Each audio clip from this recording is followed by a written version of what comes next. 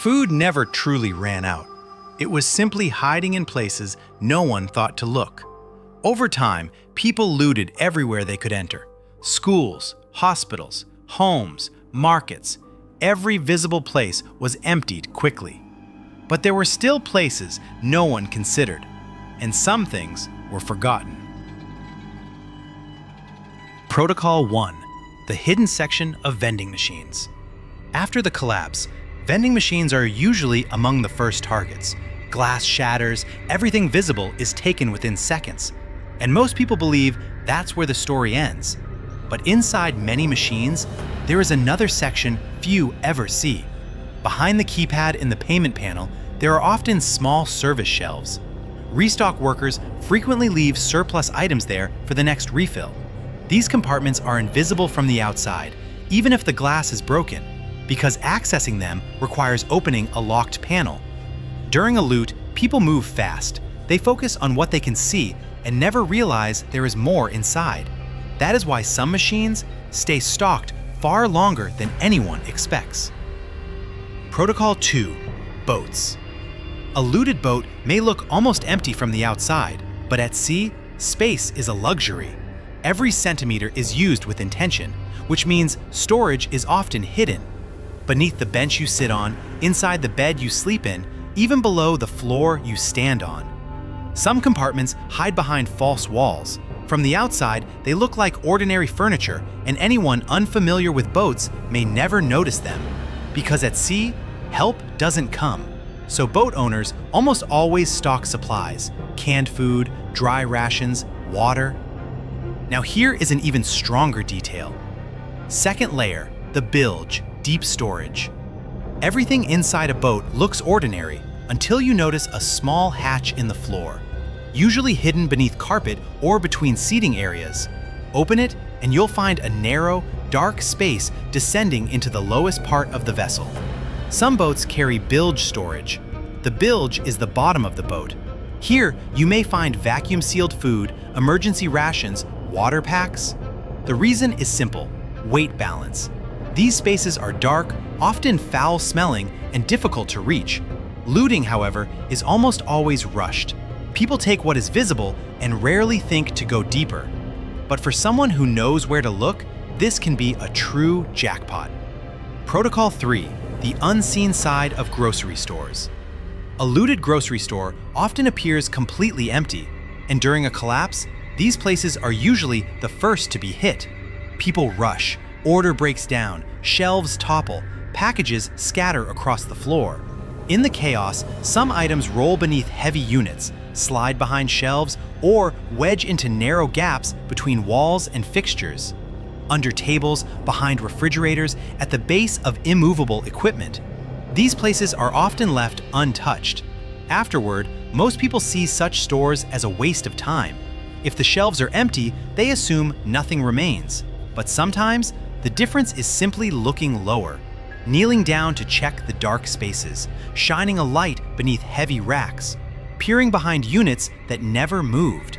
Stores are everywhere. Even if one has been stripped bare, another may not have been searched with the same care. And sometimes, a single forgotten pack of crackers can help you last one more day. Protocol 4. Crane operator cabins. Tower cranes rising above the city skyline rarely draw attention. Yet at the very top, dozens of meters above the ground, there is usually a small operator cabin. Operators sometimes work for hours without climbing down. Descending takes time. Climbing back up is exhausting. So inside the cabin, basic supplies are often kept nearby.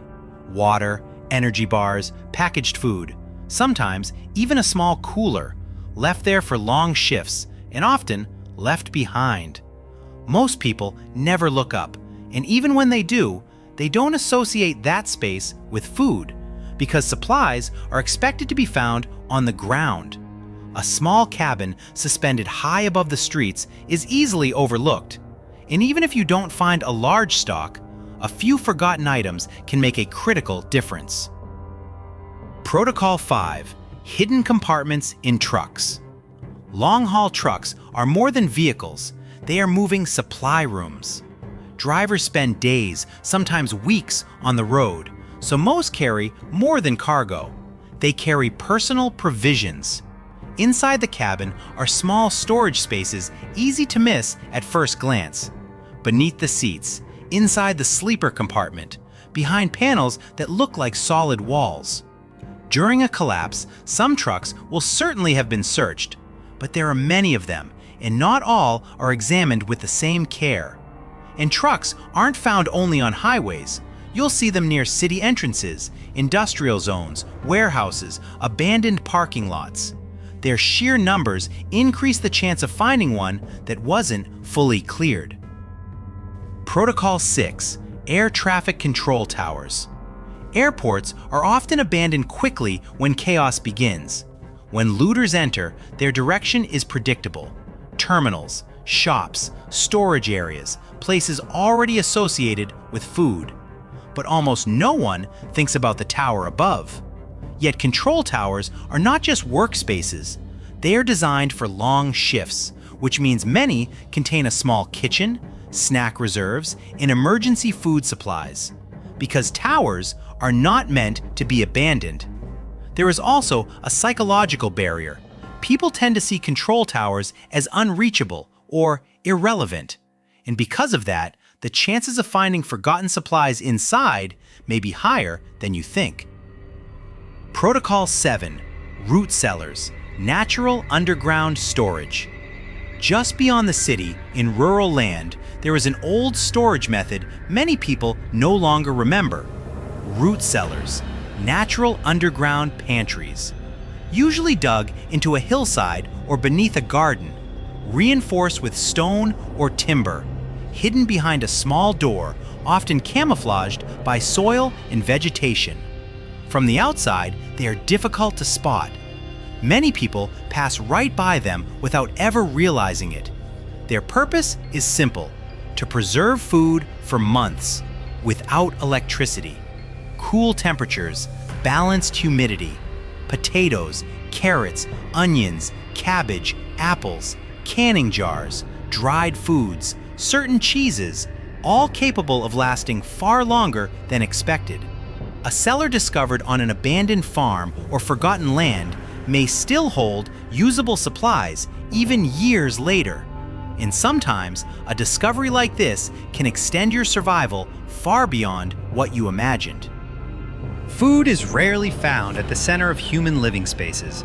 It survives at the edges. The center gets looted. The edges are forgotten. This is a law of survival.